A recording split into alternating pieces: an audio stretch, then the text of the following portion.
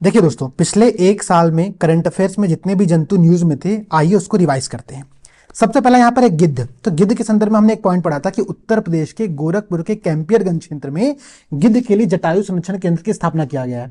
आप कंफ्यूज हो गए सर महाराजगंज, तो महाराजगंज या फिर गोरखपुर का कैंपियरगंज क्षेत्र, दोनों को आप लोग टिक करके आ सकते हो। ठीक है, ऑप्शन में एक ही विकल्प रहेगा, दोनों होगा तो महाराजगंज टिक करके आना, ये सबसे सही विकल्प है। ठीक है, अब देखो भाई, गिद्ध के संदर्भ में हम लोग को यहाँ पर एक पॉइंट याद करना कि गिद्ध का जो आयुसीएन स्टेटस है वो क्रिटिकली इंडेंजर्ड है। कई बार ये प्रश्न एग्जाम में पूछता है। अगला है तेंदुआ, लेपर्ड। लेपर्ड के संदर्भ में आप लोगों को एक पॉइंट ये ध्यान रखना है कि इसका जो आयुसीएन स्टेटस है वो आप लोगों का है नियरली थ्रेटन्ड। पूरे भारत में 13,874 तेंदुए पाए जाते हैं, जिसमें जो सबसे अधिक जनसंख्या तेंदुओं की वो मध्य प्रदेश में है। पूरे यूपी में कितने तेंदुए पाए जाते हैं, इसका आंसर आप लोगों को कमेंट सेक्शन में यहां पर देना है। अगला देखो भाई, हिम तेंदुआ या फिर स्नो लेपर्ड। स्नो लेपर्ड के संदर्भ में ये याद करो कि पूरे भारत में इसकी जो जनसंख्या है वो 718 है। सबसे अधिक आपका लद्दाख क्षेत्र में पाए जाते हैं। और यहां पर हम लोग को 2-3 पॉइंट और ध्यान रखना पड़ेगा स्नो लेपर्ड के संदर्भ में। सबसे पहला पॉइंट क्या कि इसका जो आयुसीएन स्टेटस है वो वल्नरेबल है। ठीक है, और हम लोग 23 अक्टूबर को, ध्यान रखिए यहां पर देखो दिया भी हुआ है कि 23 अक्टूबर को हम लोग अंतर्राष्ट्रीय हिम तेंदुआ दिवस मतलब international snow leopard day celebrate करते हैं।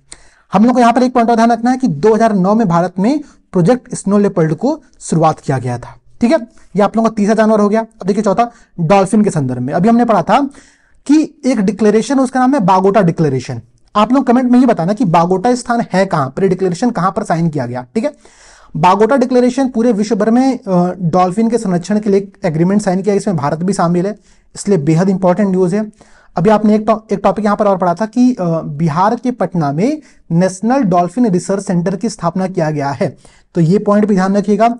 और भारत में जो प्रोजेक्ट डॉल्फिन की शुरुआत की गई थी वो किया गया वर्ष 2020 में। ठीक है, ये बात ध्यान रहेगी। अगला देखो भाई, नीलगिरी तहर क्यों न्यूज में है। तो जो नीलगिरी तहर है ये तमिलनाडु का राजकीय पशु है। अभी 2022 से लेकर के 2027 तक के लिए प्रोजेक्ट नीलगिरी तहर को स्टार्ट किया गया तमिलनाडु के अंतर्गत। और हम लोग 7 अक्टूबर को,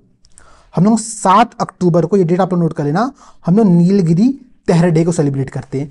डॉल्फिन के लिए हम लोग, आप लोगों को पता होगा, तो हम लोग डॉल्फिन के लिए एक डे सेलिब्रेट करें, उसका नाम है वो 5 अक्टूबर को सेलिब्रेट किया जाता है। ठीक है, तो 5 अक्टूबर का ये डेट याद रखना है। स्नो लेपर्ड के लिए हमने 23 अक्टूबर का डेट देखा हुआ है, तो 23 अक्टूबर, 5 अक्टूबर, 7 अक्टूबर, एटलीस्ट ये सारे डेट आप लोग याद करना।